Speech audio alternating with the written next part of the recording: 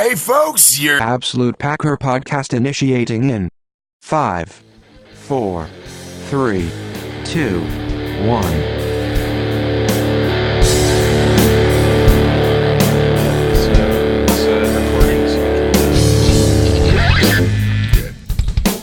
Hello, everybody out there in Packer Nation land.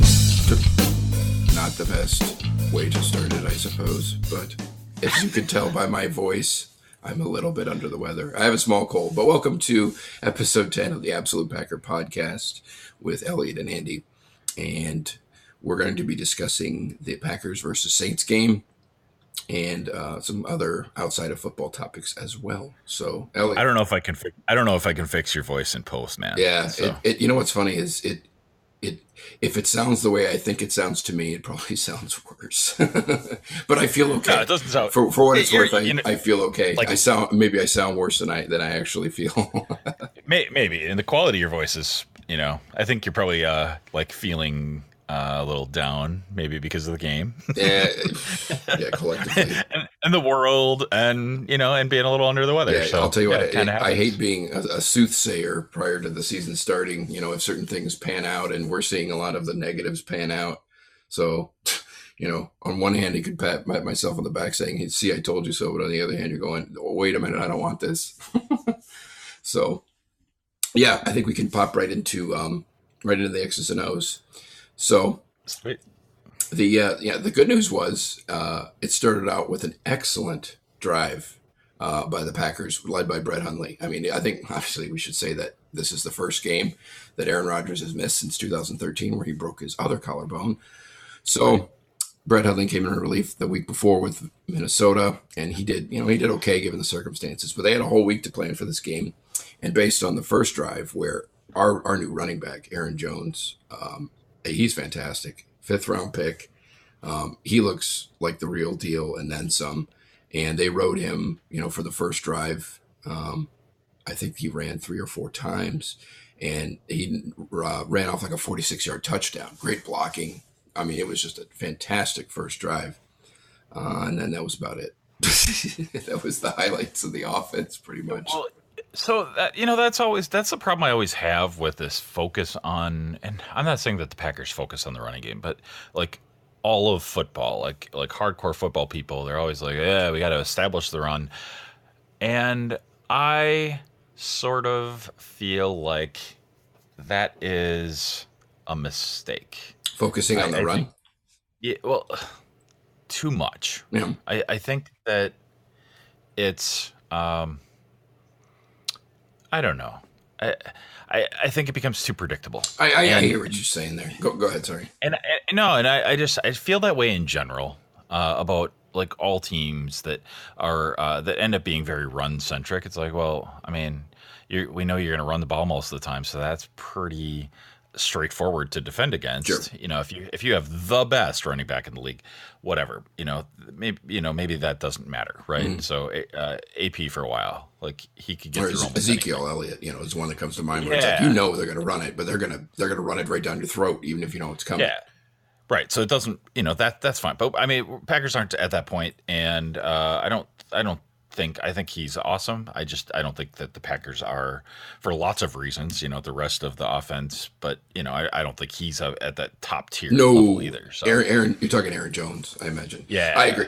No, I agree. I mean, he's not good. I think what he's shown has been fantastic. And if anything, actually taking a step back real quick though, when you're talking about, predictability and stuff, I think or I shouldn't say any, but every NFL team, they script the first, like X amount of plays.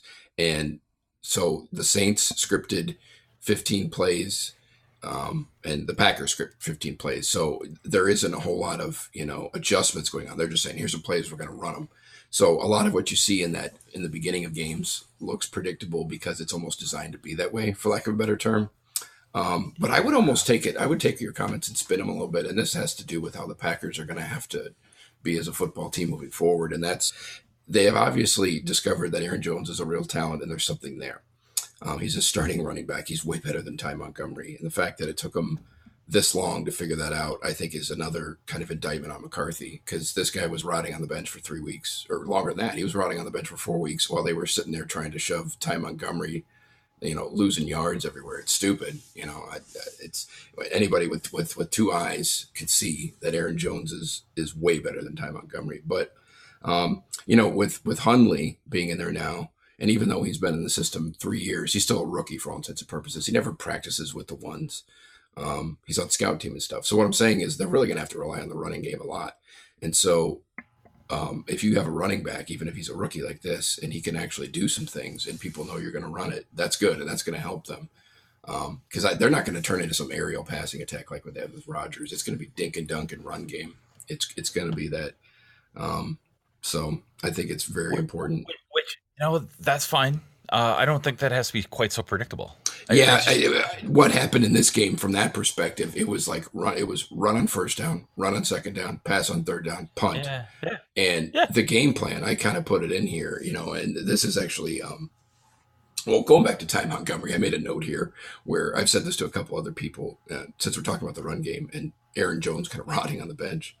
I said it's my personal opinion that McCarthy desperately wants to make Ty Montgomery position switch experiment work to prove he's the smartest guy in the room. I think that's a huge part of what he was doing there, because you just don't see NFL head coaches change players' positions like that, and there's an element of hubris and ego there, and I really do feel that way, and I think it took him a long time to figure out it ain't going to work, So that's my own personal opinion. It's not like it's something you can see on film, but there's something to it because like I said, Aaron Jones he's way better than Montgomery is. So obviously the coach is with these guys all week. Yeah. Right. Yeah. And even, months before in the preseason. Mm-hmm. So I think that maybe Ty Montgomery showed something more in the rest of the time. And he was really pretty good sometimes. Yeah. But he's a notch down from Aaron Jones. Aaron Jones is definitely better. I just wonder why. Yeah, I wonder if it was just stupidity or if it was actually that Ty Montgomery looked better. I think the other thing beneath there, and this goes with a lot of coaches, is trust. I think in order to get the trust on the NFL level with an NFL head coach, is very hard to do. It usually takes a lot of time, effort, energy, reps, and seasons. Like Montgomery, this was his third season. So I think, they probably knew Aaron Jones had more pure talent, but they probably didn't quite trust him. But at the same time, this is the NFL. It's not X's and O's, it's the Joes, right? The players make a difference. And if you got talent, you get them on the field. So I think there's some elements of that where they just, to get that trust, will he pick up a blitzing guy or whatever? And will he make the cut that he needs to do and all these things? If they do a screen pass, is he going to be in the right spot? So there's a trust factor. But man, if you got a dynamic player, you get him out there, you find a way, Yeah, I don't know. Again, these are just my own opinions, but no, and I don't know. I mean, I try to be balanced, and I try to give everybody the benefit of the doubt. But there's just some people that once the stage is up, they're ready to rock. Yeah. And maybe I don't know. Maybe I'm using a band metaphor or something. No, I know what you're getting at. They call it the the reverse of that is what they call the all-o-nighter team. There's guys who practice great and they play like shit in games, and then there's guys who practice terrible and play great in games. Yeah. So I think there could be an element of that too. I think there's a little bit, and and then a little bit of success brings success, right? Sure. So he does well. He's going to hopefully do better. So the NFL, I'll say this: the NFL's littered with players that have a ton of talent, but they either the book gets written on them how to defend them, and then they fall by the wayside, right?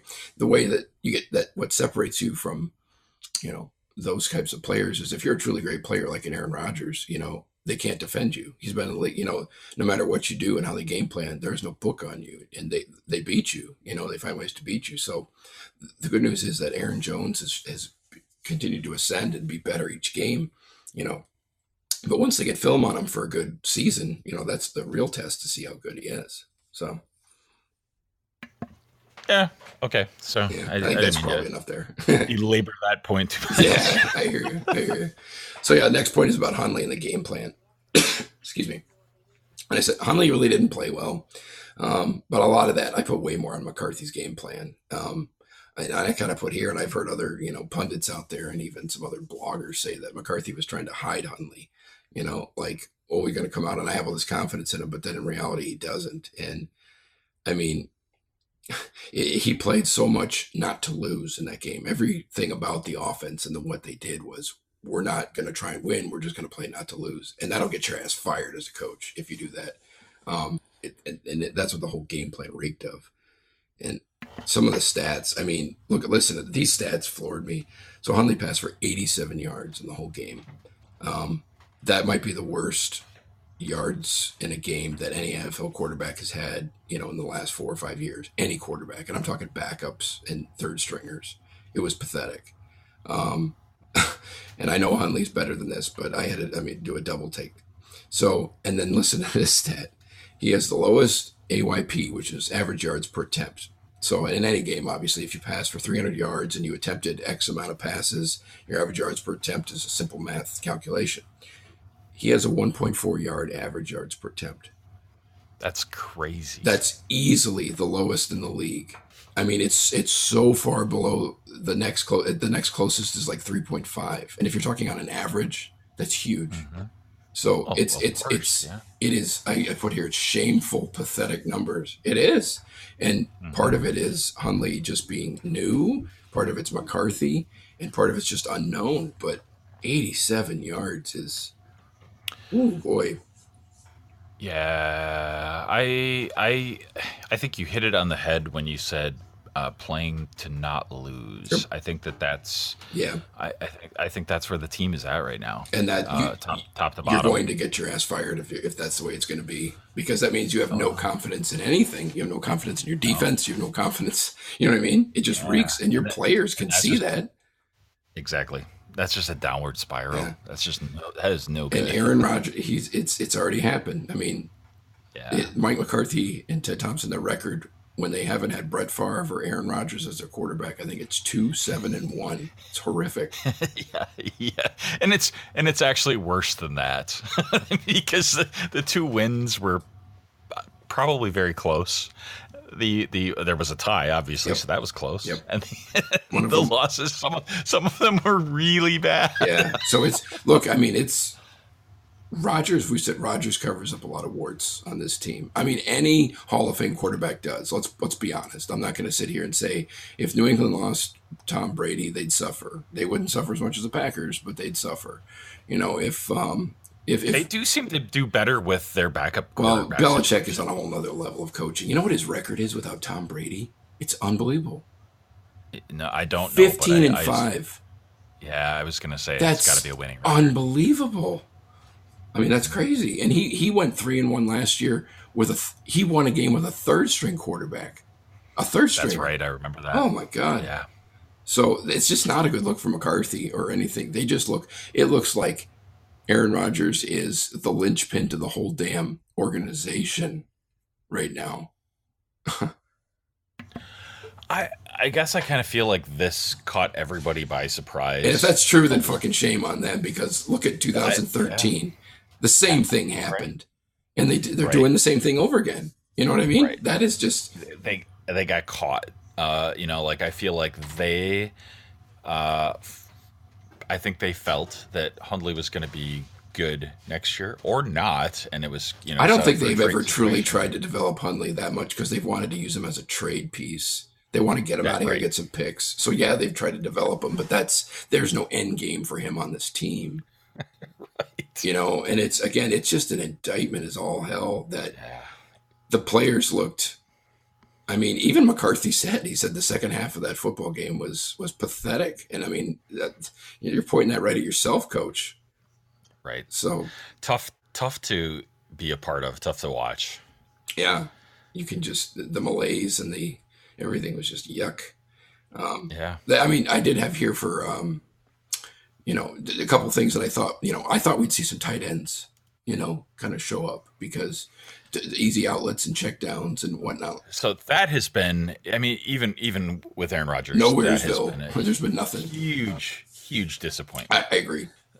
and whatever, you can say that's coaching, you can say it's Ted Thompson. Somebody has to step up on that front. Yeah, I would say Martellus Bennett is one of the biggest disappointments I've seen as a free agent signing, not just in Ted, but just in general. He has been horrific. I was so excited. I was so excited to have him. I mean, oh boy. If anything, like he validates the general idea of not going after free agents. Yeah, I know. It's going to be one of those ultimate Ted Thompson, see, I told you so kind of things, I don't know. I mean, who the hell knows? But they even have the other one, Kendricks, and neither one of them have done anything. Right. Exactly. I don't quite understand that. It's hard to find good parts right now. Yeah. And okay, so I'm trying to envision anybody listening to us talk about this, and careful, your head might explode. Yeah, it's like a therapy session, and we're the guys that need the therapy, I think, right now. Yeah, but they say we're fans at our core. Yeah, I think that's exactly. Part of it. But right. what you bring up a good point though, because people call me Mr. Negative and all that, and I say, yeah, my negative, sure, but when your expectations are high, you should demand high. And I really like to say, these are, I look at these are harsh realities. When the NFL isn't, it's not show friends, it's show business. And when if you're lucky enough to have, the continuity that this coaching staff has had, and lucky enough to have the quarterback you've had, and, in the situation they've had with no owner and all these kinds of things, you damn well better, strike, is kind of my thing. And so I look at these as there's some negativity, sure, but a lot of it, it's just, it's harsh realities, the defense, again, I've been harping on that for 5 years, and the only reason you haven't heard anything about it until now is because Rodgers has carried this team on his back. People are finally I'm seeing more and more articles about how bad the defense is. But there was one that was posted today that was more about, I didn't post it on the Absolute Packer Facebook page. I just posted it myself. Mm-hmm. But it was looking down at a lot of, or getting into some statistics you don't normally see. It was kind of about like substitutions and penalties and just some more like the game within the game kind of analysis. Oh yeah. Oh my God, was it depressing? It was so sad.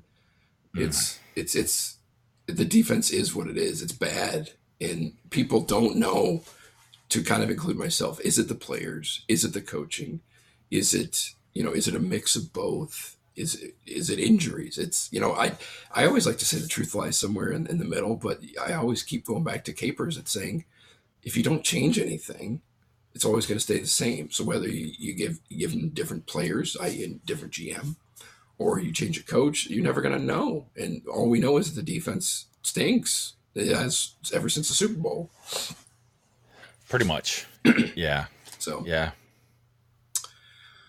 But the defense got 2 picks. Those were nice. I have to admit, the interception that Devon House had on the corner. I don't know if you saw it. It was awesome. It was perfect coverage. Turned his head around at the exact right time, picked it off. And I mean, it should Breeze have thrown that ball? Debatable, but it was still a hell of an interception. When it comes your way, you got to catch it. Mm-hmm. And the one to Randall was kind of the same thing. I think actually that coverage actually fooled Breeze.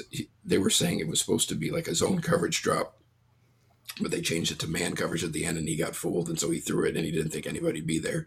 But if that ball comes your way, you got to catch it. And if there's one thing Damaris Randall is good at, he doesn't drop interceptions. He might be poor at other things, but he catches the ball when it comes his way. So those were great plays, but that's about the job. Yeah, those were the 2 good plays of the game. Everything else with the defense stunk. I hate to say it. Right. Yeah, I wish we could say that, and I felt that way at the beginning of the game. I'm like, hey, maybe. Oh, that was a winnable game, without question. It was a winnable game up until late in the fourth quarter. Absolutely. It was winnable. It wasn't like, we make it sound like they were getting blown out. It was winnable, but you needed something from the defense, and they just got torn to shreds.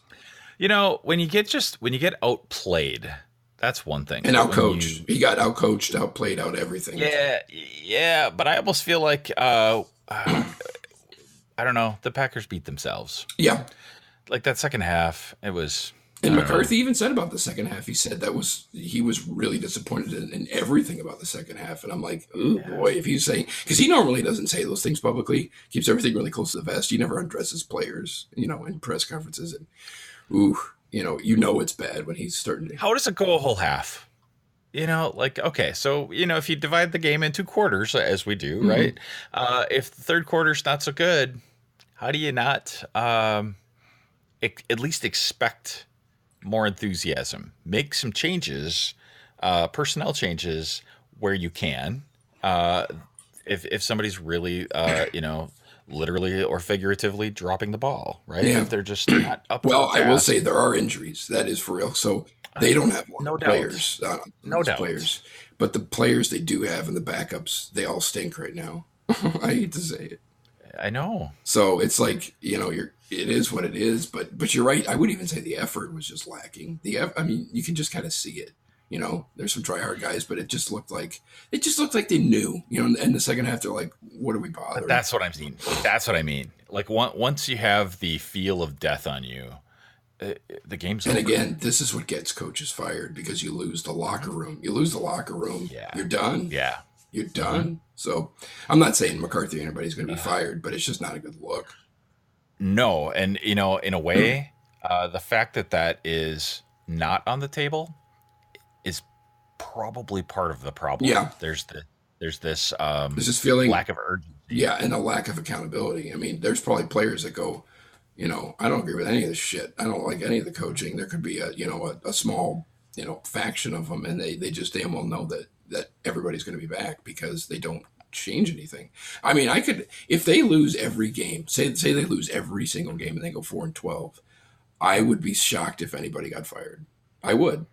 That's what. And you want to know why? Because they're going to say we didn't have Aaron Rodgers. He's the ultimate. I know. And I mean, you think Mark Murphy's going to come out and say, "Ted, you're out of here"? Yeah, right. No. And we talk about capers in that vein. Like, okay, that's fine. Who do you replace him with, right?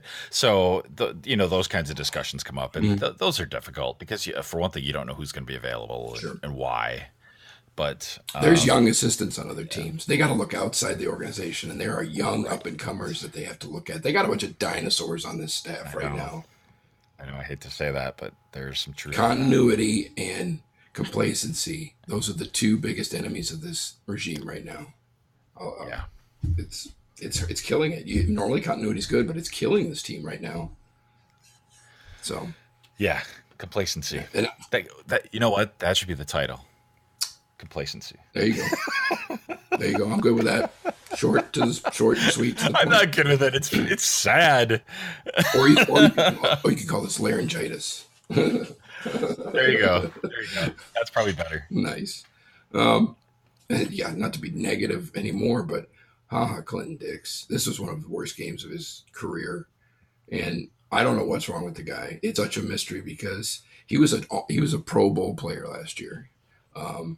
And he's playing like not even backup level right now. His fall and what's so stunning is the Packers say he's completely healthy. Maybe they are hiding an injury. I don't know why they'd be doing that. And if they are, that's against league rules to hide injuries. So you get fined and you get disciplined for that. So if he's truly healthy, something is weird going on there because his play is very bad right now, and they need him to play well, and he's not.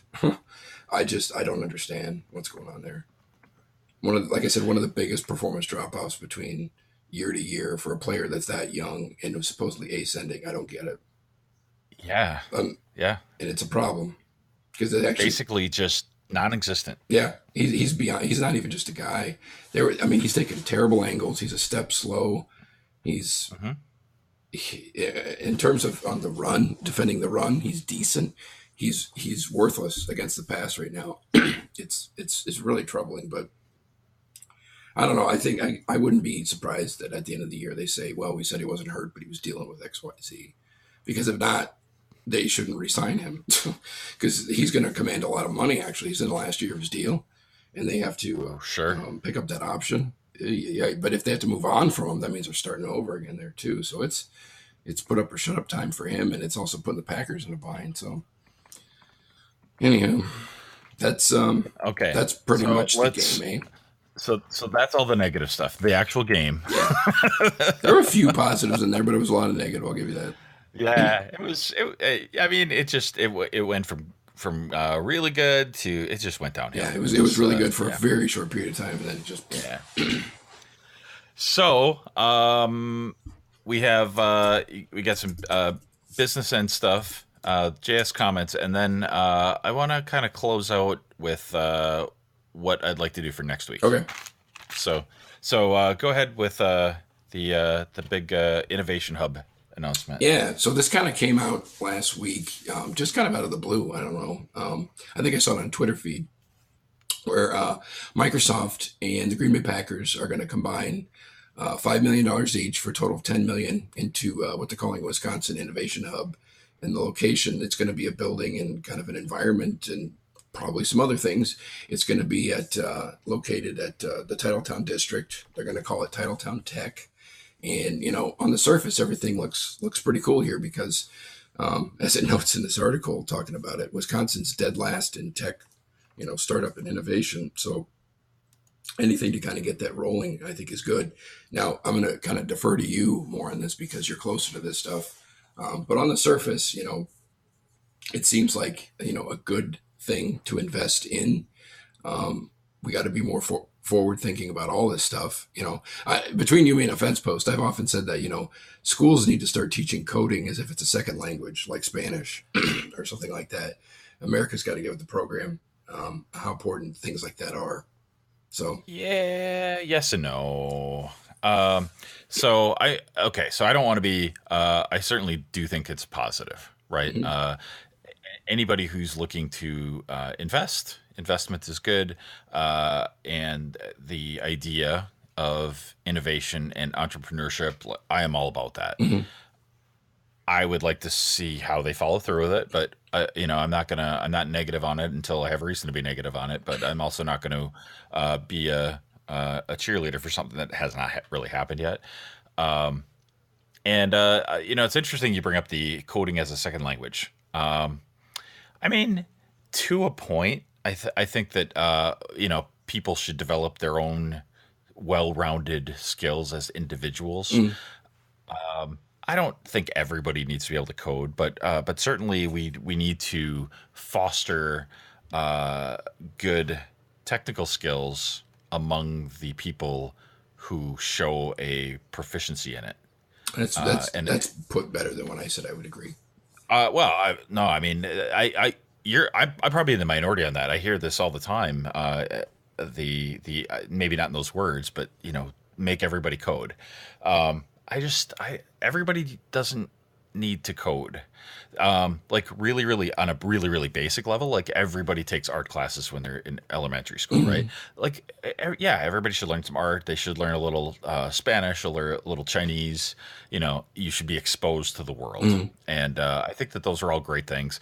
But more important than learning coding or learning art or even learning business in general is getting back that entrepreneur spirit, the idea of not working in a paper mill or an insurance company.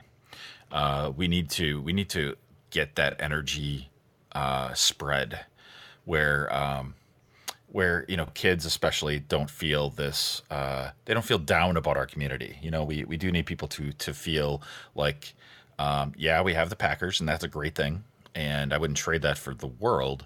And I don't really like the idea of Green Bay is more than the Packers. Like saying that like it's the Packers are a bad thing because I don't think that at all.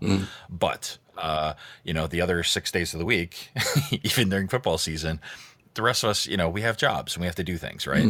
So I don't know. I want more entrepreneurs, and I'm very, very hopeful, and I want to get involved in that situation somehow. I don't know what that means exactly, but I've been begging for more of this sort of thing for a long time. Even when we had the stadium tax refund that got reimbursed to the communities, I was a big proponent of doing something like this, but being very public about it and very transparent. So joked about having like a Shark Tank style entrepreneur fund that the city should somehow be involved in, and maybe the city isn't the best outlet for that. Maybe this is. So I don't know. I'm excited, but I'm trying to keep my enthusiasm balanced. Enough said. No, I hear you. Right now, it's basically just like a press release. That's essentially what it is. Right. But investment and into something that's forward thinking, I think, is always a good thing. And so, like I said, this thing kind of popped out of nowhere, and you're like, oh, this is good. It's not like they're going to build, they're going to build another practice field. They're going to be doing something exactly. That's good for the community and good for. Whoa, sorry. Did you hear that? No. It was only in my headphones. I scrolled up and some ads started playing. I'm like, oh. Nope, didn't hear it at all. So what's interesting is if we draw parallels between this announcement and the season, the organization and Microsoft, they're trying different things. The community, we're trying different things, right? Yeah. And I feel like the team, the guys on the field, like it feels like a lot of like spinning the wheels. So, so maybe we gotta maybe we have to innovate outside the stadium and then kind of feed that energy back in somehow. So, yeah. Anyway, so that's that. Did you have any favorite JS comments? Yeah, I'm perusing it right now. There's a good one. Okay. Well, there's always good ones. It's the gift that keeps on giving. Let's see. Okay, this one. A 46-year-old Favre is better than this Hundley clown. McCarthy's ego is getting in the way. Yeah, that was one I saw too. That's a good one. Let's see. That one was an older one. Most of the other ones are pretty tame. Not a fan of capers. I mean, yeah, that says it for sure. Yeah. Maybe think outside the box. Try some deep routes with Janice. Jeez, that it's funny because Janice. Remember the Janice hype train a couple of years? That guy, sure. He's barely hanging on with special teams. The fact that they cannot get him on the field in any capacity as a wide receiver is a scathing indictment on how bad Janice must be. How little trust there is with that guy. Because he's fast as all hell. He's physical. He's strong. But holy cow! I mean. They got speed sitting there and they can't do anything with it. That's kind of sad. Yeah. So the other one that stuck out at me as being ridiculous is the bring back Matt Flynn. Matt Flynn, man, I will never get over the almost mythical tale of Matt Flynn. Yeah, and how he fleeced the league for contracts. Gotta love it. Amazing. Yeah. Just amazing. And there's probably other players that have been lower profile and probably walked away with more cash. Yeah. You're right. But like, boy, you just look at this and I'm like, I want to, like, he needs to start up a business school. Like, how to make $30 million and only start 3 games in your career, basically. Yeah. Right. It's funny. Yeah. So on that point, I don't know where I read this, but someone said that Rodgers could be back by the beginning of December. It's bullshit. He's not coming. That's what I thought. What they're saying is he might be able to start throwing in maybe 6 weeks. Yeah. Okay. And that's just, I'm telling you, he ain't coming back. And the reason he ain't coming back is the team he plays for. Number one. I mean, if there's any chance of anything happening if they bring him back too soon, he's not coming back. And that includes if we go deep in the playoffs. He's not coming back. He is their prized investment. He is their everything. They're not going to happen. So that's interesting. So you think that if we're somehow something happens and we're in the playoffs, he's not coming back. Which I actually think that's not out of the question because our division is terrible. Well, the NFL in general is bad, and the NFC in particular. God, there really isn't I mean, although I'll say this, the Eagles, I don't know if you've been watching them at all. Yeah. Holy cow. Carson Wentz at a coming out party against Monday Night Football. He looks pretty damn good. And the Eagles, I mean, they don't look like world beaters, but they're the best team in potentially in the league right now. I think they're 6-1.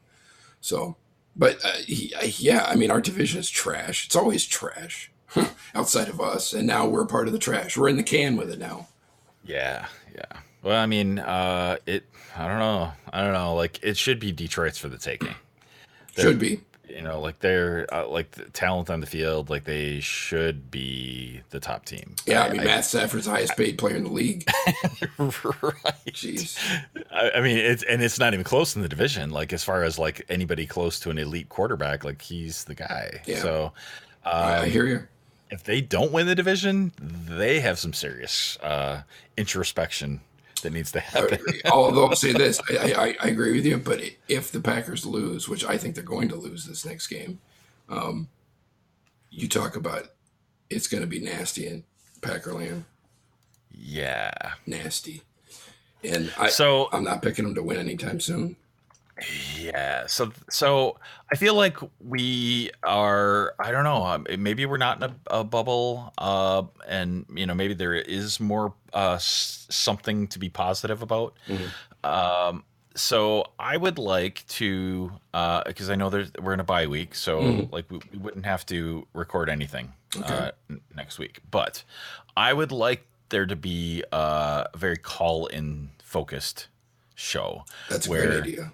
Anybody who just thinks that we're terrible or now you're insane. talking like a live call-in show. I wish we could. I don't have it. Okay, I got you. I don't have an easy way to do that, like technically, but I just would like to, have. I mean, even live call-in shows, it's typically someone calls in, they say their piece, and then the hosts comment on it, and then they go on to the next call. So, I mean, I don't think it. I mean, especially since it's a bye week, we're not going anywhere. So I think that gives everybody, the next week to, through, at least to November 1st, I guess, to call in. And I think it's a great idea. Yeah. I mean, whatever. I mean, I don't know if it's a great idea, but I think that there has got to be. Don't sell yourself short. It's a great idea. There's got to be some people that are, that have some legit highlights, good points that we should not feel so down on. Yeah, well, I'll say this. I need one thing. Hopefully, I can learn from doing this podcast too. Is I can be a negative Nancy.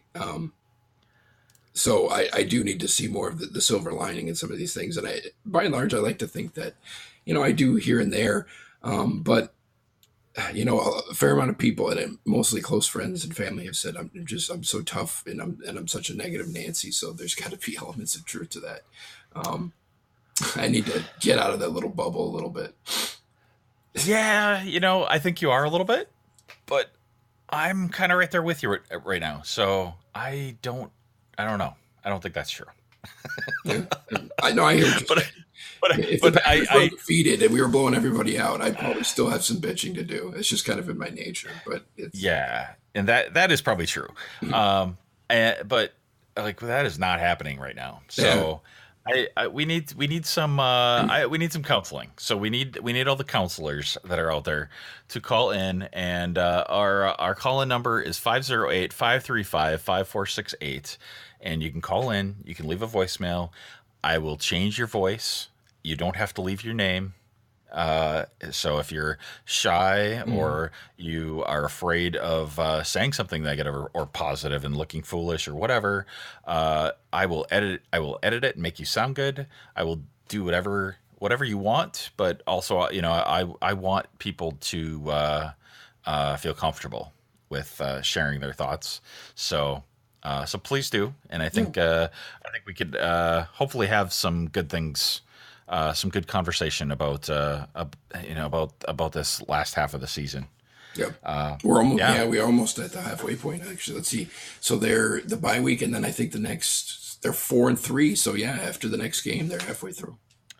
Right. So if we're being too negative too early or whatever the deal is, like let's hear about what we need to feel good about, I guess. But yeah, so we play the Lions next, right? We do. Bye week, then the Lions. Yep. And I think that's a night game, right? I think is it a Monday night game? Jeez, I can't remember. It is a night game. It's either Sunday night or Monday night. So the Packers are going to get destroyed. And I never say that. I never say that. Now you're just saying that because they're playing on national TV, or because that's how you feel the field? Yeah, no, I mean both. I feel like because it's a big opportunity for the Lions to come out. Yeah. And I mean, and if it's not, like, if the Lions don't take care of business and defeat this very damaged Packers team, I do feel like they have some problems. Yeah, So, I'll say this though, and we talk about me being negative, but also on a positive note, this is an opportunity, huge opportunity for McCarthy in particular and his coaching staff to rise above and prove, I'm not saying they need to go undefeated out, but they can prove that they can adapt, somewhat quickly and show that they're more than just Rodgers, and it's worth noting that if you have I'll reiterate it. If you have a Hall of Fame quarterback and you lose him, you're going to suffer. Let's just make sure we keep that suffering to a minimum. And, what we've seen right now hasn't been good, but there's still an opportunity for him to game plan and to rally the team. That's his whole job. So. Mm-hmm. Yeah, I mean, really, kind of enough said. Yeah, I almost feel like this is the toughest game for the rest of the season. I think it is. They have kind of on paper, they have a cakewalk schedule after all this stuff. So I mean, all the other games at least are competitive. I do feel like the Lions, boy, on paper. Yeah, they play. Although Green Bay does play Cleveland Browns. Can you imagine if they lose that game? No. I mean, again, like if you're going to be able to beat anybody, I feel like the Packers are a very beatable team. Right Yeah, now. and I was going to say that would be the Super Bowl for the Browns. You bet your ass they'd be up for that. It could be. We're only halfway through the season, so I really hate to make any like long-term predictions. I almost hate even saying anything about the Lions game because who knows? Maybe there'll be a practice injury that affects them, but. I am still curious to see, I want to see Brett Hundley. Even though he didn't play well, it's like I'm curious, and I think he can get better. I think he will do better, and so I am curious to see where that goes. Yeah, I'm kind of cautiously optimistic. Yeah, and if he is able to rise to the occasion and just if McCarthy lets him wing it a little more, that could be all he needs. If he's able to have some swagger, that could win a couple games. And he's got talent. It's not like I look at him and go, "That guy's a chump." He's got talent, but let's let him go a little bit. And I think he really needs that. Yeah. If your coach doesn't have faith in you, why should you have faith in yourself? We'll talk to everybody next week.